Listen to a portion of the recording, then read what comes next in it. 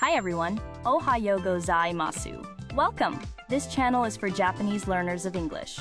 Kiyomo shadowing no lesson wo yarakimashou.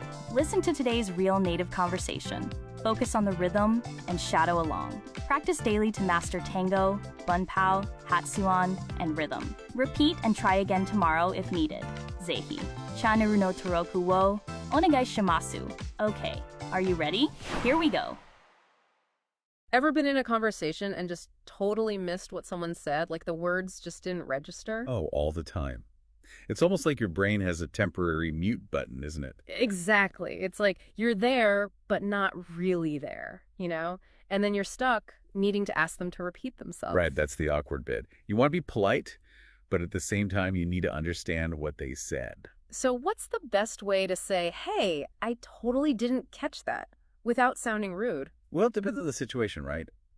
Are you talking to a friend or your boss? There's definitely a difference. True.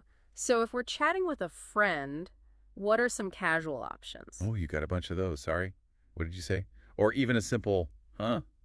With a raised eyebrow can do the trick. Yeah, those are the classics. And for something a little less abrupt? Come again? Or say that again? Work well? I'd probably throw in, I didn't get that, or I didn't catch that too. Those are good. They kind of soften the blow. Now, what if we need something a bit more formal? That's where things get interesting.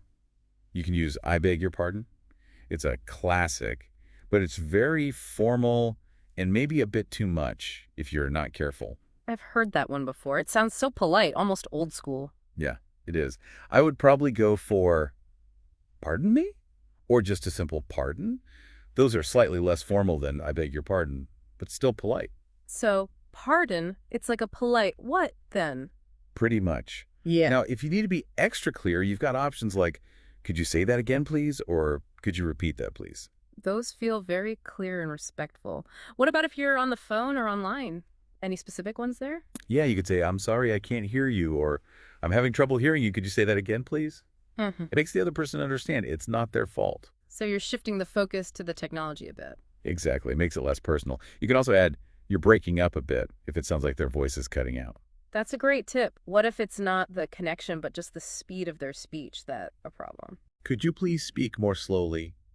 Or the more direct, but still polite. Slowly, please.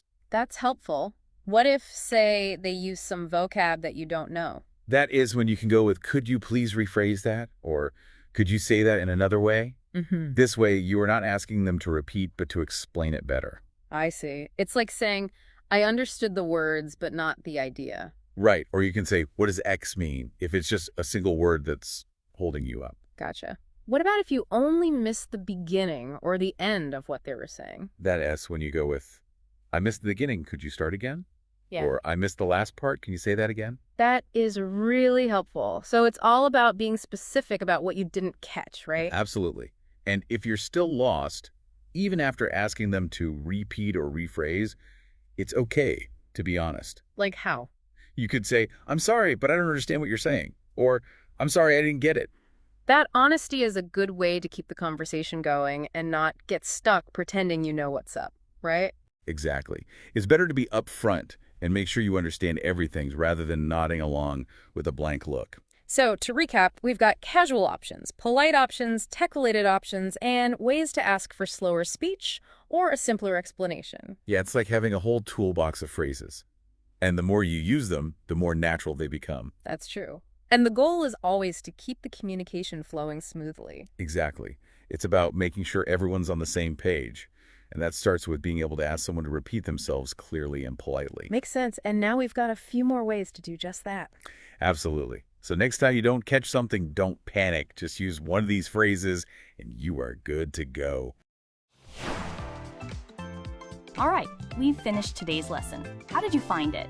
理解できない部分はありませんでしたか? Repeat and try again tomorrow if needed. Please let me know your kansa or request in the comments. ぜひ channel no toroku wo onegai shimasu. I look forward to seeing you all again soon. See you next time. Bye bye.